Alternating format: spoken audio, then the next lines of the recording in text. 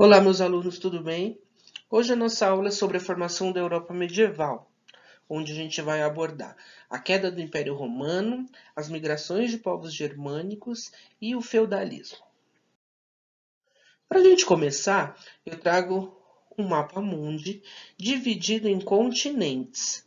E eu quero que vocês prestem atenção nessa área aí que eu dividi, que eu delimitei em vermelho, onde pega um pedaço da África, da Ásia e da Europa. Essa área hoje em dia ela abrange o Mar Mediterrâneo, o Mar Negro, na Espanha, Portugal, França, Itália, Iugoslávia, Bulgária, Grécia, tá? E por que o professor traz para vocês esse pedacinho? Que era o pedaço dominado pelo Império Romano na Antiguidade, tá bom? O Império Romano ele foi um dos maiores impérios que já existiram no mundo, né? Eles conquistaram vários povos, vários territórios e aqui nesse mapa a gente tem abrangendo todos os territórios que eles dominaram, tá bom? Em volta, ali, ó, em volta, fora do território do Império Romano, a gente tem outros nomes de povos que viviam por ali, e eu vou falar desses povos daqui a pouco, certo? O Império Romano, por ser um império muito grande, enfrentava vários problemas, né? E esses problemas somados viraram uma crise muito intensa, certo? Essa crise, a gente pode dividir ela em três aspectos: a crise política, a crise econômica e a crise moral. Vamos lá. A crise política. O imperador romano ele era visto como um grande general. Ele é, ele chefiava vários outros generais, né? Ele era o grande líder de outros generais e de seus exércitos, né? O imperador em Roma, ele tinha um poder militar, né? Ele tinha um poder militar, era considerado um bom imperador aquele cara que era um bom militar, certo? E esse bom militar também tinha um caráter divino, era como se ele fosse um deus, certo? Porém, os generais do imperador, eles estavam começando a disputar, certo? O lugar do imperador. Muitos generais se diziam muito bons e achavam que deveriam tomar o lugar do imperador. Então, a disputa dos generais pela condição de imperador começou a desestruturar a força militar de Roma, né? Roma começou a perder aquela capacidade de se assegurar, né? De manter as fronteiras protegidas. Cada general administrava o território a ele determinado da sua forma, a fim de cativar seus soldados e conquistar o posto de imperador. Então, eu sou um general do imperador e eu tenho meu exército. Então, o imperador deu um território para eu proteger. Só que eu quero ser imperador. Então, eu vou fazer o melhor para cativar os meus soldados e eles abraçarem a ideia de que eu deveria ser o imperador. Aí você que está aí assistindo a aula também quer a mesma coisa. E a gente vai brigar entre a gente, né? O meu exército contra o seu. E isso enfraquece a proteção de Roma. E Roma, como vocês viram, tinha muitos territórios. Então era muita fronteira para proteger, né? Um povo que era dominado por Roma não aceitava a dominação. Eles, claro, sempre guerreavam contra aquela dominação. Então, Roma tinha que ter uma força militar muito grande para se manter. E essa força estava caindo. Agora a gente vai para a crise econômica. A crise econômica começou com a diminuição de escravos. Então, os caras eles iam dominar certo território, guerreavam e faziam a população de escravos. O escravo, ele produz aquilo que seria comercializado, né? Então traria riqueza, aquilo que traria riqueza para Roma. Como as guerras estavam cessando, né? Porque faltava recurso para patrocinar as guerras, né? Porque era muito caro, né? Armamento, roupa para soldado, comida, né, o transporte era tudo caro. E estava faltando recurso para patrocinar essas guerras, então Roma decidiu parar as guerras de conquista e isso levou à diminuição de escravos. A diminuição de escravos leva a menos produção e menos produção leva a produtos mais caros, certo? Então as pessoas começaram a comprar menos porque os produtos estavam muito caros, né? Trocar menos produtos também. E uma crise moral leva o cristianismo, né? Vocês sabem que Jesus Cristo ele foi crucificado pelos romanos, porque o imperador romano, como ele era considerado um deus, ele não aceitava, né, os ensinamentos de Cristo, o que Cristo pregava. Então Cristo foi morto pelos romanos por causa disso, né? Só que depois que Cristo morreu, muitas pessoas continuaram seguindo seus ensinamentos. Haviam muitos cristãos em Roma, né? E pelo imperador não aceitar esses ensinamentos, né, o cristianismo ele era uma manifestação religiosa perseguida, né, e praticada clandestinamente por muitos seguidores. Os cristãos não aceitavam a ideia de que o imperador era divino, e por sua vez o imperador não aceitava os ensinamentos de Jesus Cristo. Os maiores seguidores do cristianismo eram os pobres, certo? A camada de onde provinham os soldados para o exército romano. Então, as pessoas que formavam o exército eram cristãs. Então, muitos deles se recusavam a perseguir os próprios cristãos, certo? Então, o imperador Constantino resolveu acabar com essa perseguição aos cristãos, porque não dava, não tinha como manter essa perseguição, certo? O imperador achou melhor a autorizar, né, o culto do cristianismo em Roma, porque era melhor, politicamente era melhor, né, ter os cristãos ao lado dele, certo? O próprio Constantino, no final da vida, ele se converteu ao cristianismo, né? E isso mostra o enfraquecimento do poder imperial, porque o imperador ele abriu mão de ser um deus, né? Abriu mão do seu caráter divino, certo? Então, ele demonstra esse enfraquecimento imperial, tá bom? Então, toda essa crise que foi acontecendo por muitos anos em Roma enfraqueceu muito o império, muito. E um povo que estava em ascensão, que era um povo muito guerreiro, muito forte, os hunos, que vinham lá da China, né, da região onde existe a China hoje, eles começaram a guerrear com os povos ao redor. Eles vieram lá da China, a setinha mostrando a migração deles, tá? Lembrando que migrar é mudar de uma região para outra, tá? Os hunos, eles começaram a vir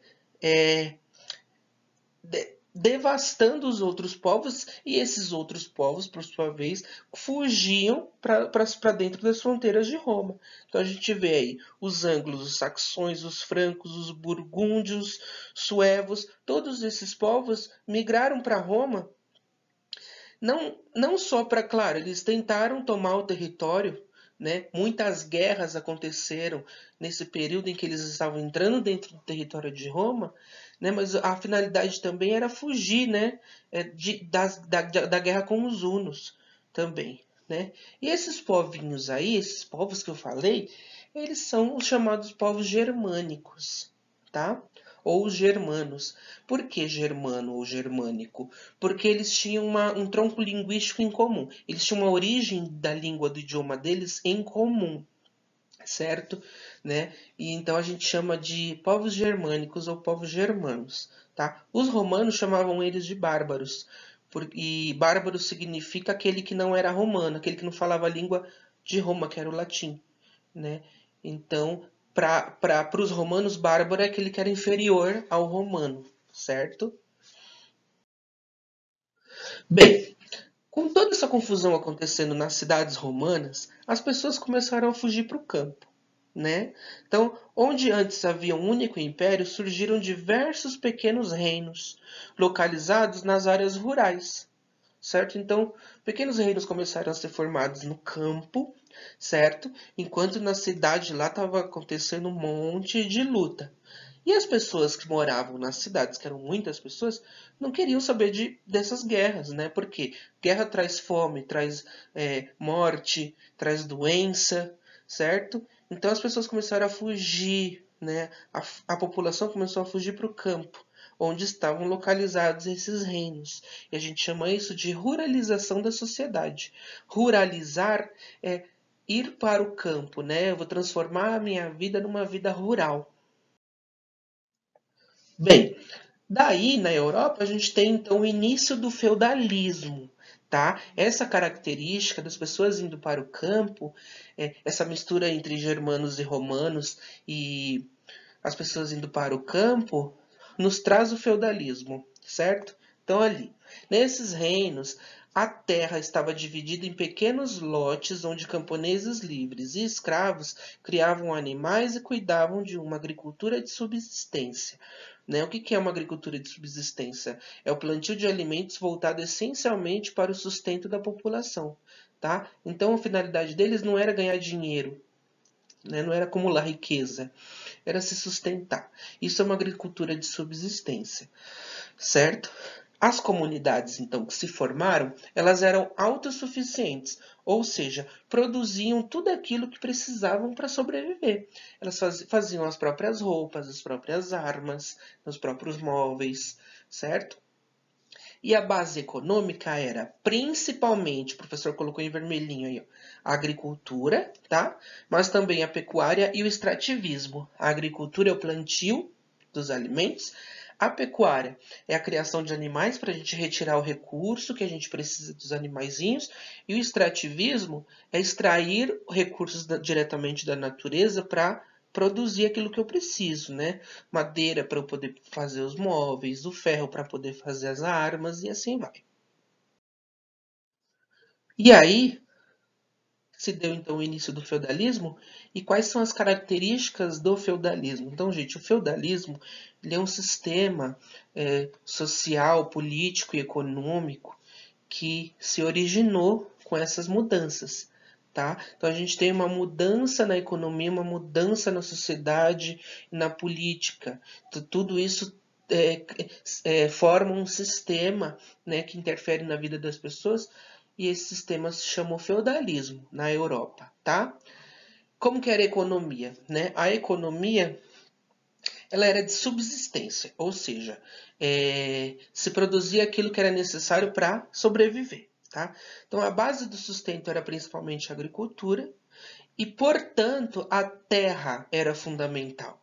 Sua posse era símbolo de poder e de riqueza. Então, quem tinha territórios, quem tinha terra, era considerado poderoso, certo? Então, o pobre, ele ia buscar quem para ajudar? Ele ia buscar aquele cara que tinha muitas terras, certo?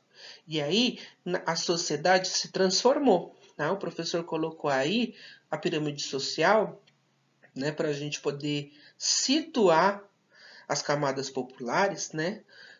Era considerado mais importante o rei, né, socialmente falando, né, quem se considerava mais importante era o rei e a sua família. Lembrando que existiam vários pequenos reinos espalhados pela Europa. Então, o rei, sua família e o clero, né, a Igreja Católica, né, eram considerados extremamente importantes. Mais para frente, o professor vai mostrar para vocês o poder que a Igreja Católica exercia nessa sociedade, porque o cristianismo se expandiu. Né? Então, se consideravam mais importantes o rei, sua família e o clero, que era a Igreja Católica, certo? Abaixo deles vinham os nobres, que eram donos de terras, que eram chamados de suzeranos ou senhores feudais, e por fim, os vassalos ou servos, que eram os camponeses, certo? Se a gente parar, claro, para observar, para criticar bem, a parte fundamental dessa sociedade, né, era dos vassalos ou servos, dos camponeses. porque eles produziam aquilo que era consumido por toda a sociedade, entendeu? O rei ele não descia lá pro canteiro da agrícola dele para poder plantar. Ele mandava outras pessoas fazerem. Entendeu? Então, se a gente observar bem, né, a pirâmide social ela serve para a gente situar as camadas populares, né? Mas não para a gente afirmar quem era mais importante e quem não era, tá bom? E a política? A política ela era descentralizada. Como assim, professor? Descentralizada significa que não havia um único governante durante o feudalismo. A Europa não era governada por uma pessoa só, né? O poder estava dividido entre os reinos formados pela Europa, entendeu? Porém, cada senhor feudal tinha poder sobre a sua propriedade, sem interferência do rei. Então, cada um mandava no seu canto, né? O rei, ele não tinha tanto poder assim. Por isso que a gente fala que o poder, a política era descentralizada. E como eram as relações sociais no período do feudalismo? É, o ser humano ele se relaciona, né, uns com os outros de acordo com o espaço em que ele vive e as circunstâncias que ele vive, né, gente? A gente sabe que a minha forma de me relacionar com vocês depende muito de toda a estrutura que existe na nossa sociedade. Né? Se a economia está ruim, a gente passa a sofrer algumas consequências ruins, né? E no feudalismo, a gente fala muito da relação de vassalagem. E o que era a relação de vassalagem? Existia o suzerano, ou senhor feudal, né? E o vassalo, ou servo. O senhor feudal, o suzerano, era aquele cara que tinha as terras, que tinha as propriedades, tinha poder. E o vassalo, o servo, era aquele cara que não tinha propriedades, né? O camponês. Esse camponês ele pedia uma ajuda para o suzerano, né? E o suzerano, por sua vez, cedia uma parte da sua terra para esse servo, para esse vassalo poder sobreviver. Só que em troca esse vassalo devia obrigações para esse suzerano, tá? Isso era vassalagem, tá bom? Era um compromisso de fidelidade entre o suzerano e o vassalo. E por esse acordo, o suzerano deveria garantir a proteção de seu vassalo e ceder-lhe parte das pilhagens de guerra. Por quê? A guerra, as pilhagens de guerra eram ainda uma forma mais rápida de você obter recursos como comida, animais, armas, certo? Em contrapartida, o vassalo deveria fazer parte do exército do suzerano e protegê-lo sempre, além de ceder parte da sua produção agropecuária. Então, ó, eu sou um camponês, certo? E faço esse acordo de vassalagem com um senhor feudal. Então nós dois temos obrigações com o outro, né? Uma fidelidade até o fim da vida. Eu tenho que ser fiel a ele e ele ser fiel a mim, né? Nós nos protegemos. Eu dou parte da minha produção para ele, certo? E ele também me protege, eu também protejo ele, certo? Dessa forma, o senhor feudal forma seu exército e protege os seus territórios, né? Além de acumular aquilo que ele precisa, certo? Suas riquezas, tá? Aí o professor colocou uma palavrinha, né? O feudo, tá? O feudo é uma palavra usada na época, né? E significava aquilo que era dado em troca de serviços prestados. Eu disse para você que o senhor feudal ele dava uma parte do seu território, tá? Então o feudo poderia ser, na verdade, era principalmente esse direito de uso de um pedaço das terras, né? Mas podia ser também outra coisa, podia ser um título de nobreza, podia ser o direito de cobrar um imposto, tá? Mas era principalmente esse direito de usar um pedaço das terras, era o feudo, tá bom? Então, o suzerano, também chamado de senhor feudal, era aquele que doava o feudo, e o vassalo ou servo era aquele que recebia o feudo. E eles tinham dentro desse contrato de vassalagem o compromisso de fidelidade, tá? Obrigações um com o outro. Outra característica importante no feudalismo é a expansão do cristianismo, né? O cristianismo ganhou muita força e e com isso, né, trouxe muito poder para a Igreja Católica Apostólica Romana, que era também chamada de clero, certo? Que poder aí que a Igreja conquistou? Gente, ela conquistou poder político, econômico e cultural também. Como? Poder político, por exemplo, os reis eram católicos. Os reis obedeciam o catolicismo, certo? Muitos religiosos atuavam como assessores e funcionários administrativos dos reis e responsáveis pela educação de seus filhos e dos filhos da nobreza. E dentro das terras do senhor feudal sempre havia uma capela ou igreja e um padre. Então, olha como que as pessoas poderosas na época estavam sempre associadas à igreja, porque eles eram cristãos. Então, eles obedeciam o cristianismo, eles precisavam da religião, né? Então, com isso, a Igreja Católica ganhava poder político. Poder econômico. Muitos nobres deixavam riquezas para a Igreja Católica como forma de garantir a salvação da alma.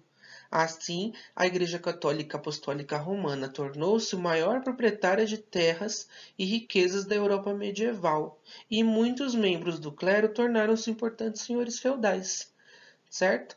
Então, a Igreja se apropriou de riquezas também, certo? Isso é um poder econômico. E o poder cultural, né? Porque os mosteiros e abadias funcionavam como centros de cultura letrada, com bibliotecas e locais para o estudo de obras da antiguidade, porém todo o acervo intelectual era acessado apenas pelos membros do clero. Não era aberto para as pessoas irem lá, pegar livro emprestado e sair lendo, né? A Igreja Católica controlava o acesso à cultura. Eles dominavam a cultura. Eles achavam que as pessoas só deveriam aprender a leitura da Bíblia, só deveriam aprender a palavra da Bíblia, certo? E assim a população pobre só tinha acesso à cultura católica por meio das missas. Então as pessoas que quisessem ouvir a palavra que estava na Bíblia tinham que ir à missa, certo?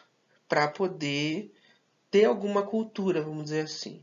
Mas aprender a ler e escrever era bem raro, né? As pessoas mais, só os nobres, reis e o clero tinham acesso à alfabetização, certo? E a Igreja Católica, então, ela impunha o seu poder aí, por exemplo, nas missas, né? Assistir à missa era uma forma de divulgar a doutrina cristã católica, né? A doutrina, né? As ordens da Igreja Católica, certo? Você tinha que seguir aquilo que era falado na missa, né?